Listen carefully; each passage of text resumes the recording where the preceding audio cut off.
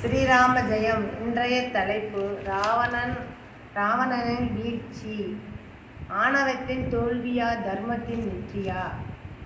ராவணன் சீதையை தூக்கிச் செல்லும்போது ஜடாயு என்ற பறவை ராவணனை பார்த்து, ராவணா, நீ தூக்கிச் செல்லாதே என்று சொன்னது. அது சொல்வதை கேட்பதே இல்லை. ராவணன் கேட்கவே இல்லை. திருப்பி, ராவணா, விட்டுவிடு, சீதையை விட்டுவிடு என்று எவ்வளவோ சொன்னது. உடனே ராவணன் தன் வாளால் ஜடாயுவின் சிறகுகளை வெட்டி கீழே தள்ளியது. கீழே விழுந்து விட்டது. அவர் ஆணவத்தால் தன் சாதித்ததை செய்துவிட்டார்.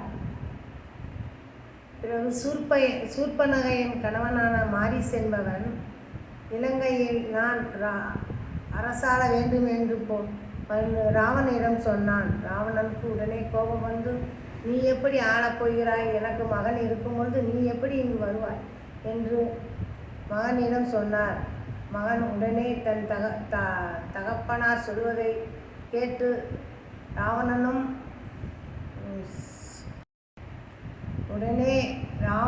அவன் மகன் இந்திரஜித்தும் தன் அத்தை கணவரை கொல்ல வேண்டாம் என்று இந்திரஜித் சொன்னார்.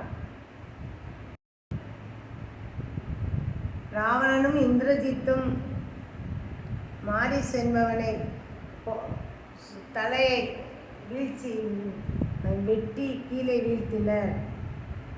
ஆணவத்தால் எதையும் சாதிக்கலாம் என்று ராவணன் செய்தார். தம்பி விபீஷணரும் தன் அண்ணனிடம், அண்ணா, சீதையை விட்டுவிடுங்கள், நமக்கு இது தேவையில்லை என்று சொன்னார். உடனே அவர் நாடு கடத்தப்பட்டு ராவணன் அவன் செய்வதை செய்து கொண்டுதான் இருந்தான். பிறகு ராமனுக்கும் இவருக்கும் போர் தொடங்கியது. மகன், தம்பி எல்லோரும் இறந்து விட்டனர். கடைசியில் ராவணன் போரில் வீழ்ச்சி அடைந்து அவனும் இறக்கும் தருவாயில் ராமர் தன் தம்பி லட்சுமணனை பார்த்து, அவரிடம் சென்று நல்லாசி பெற்றுவா என்று சொன்னார். உடனே அவர் ராவணன் நல்ல விஷயங்களை லட்சுமணர் ராவணனிடம் சென்று வழங்குமாறு கூறினார்.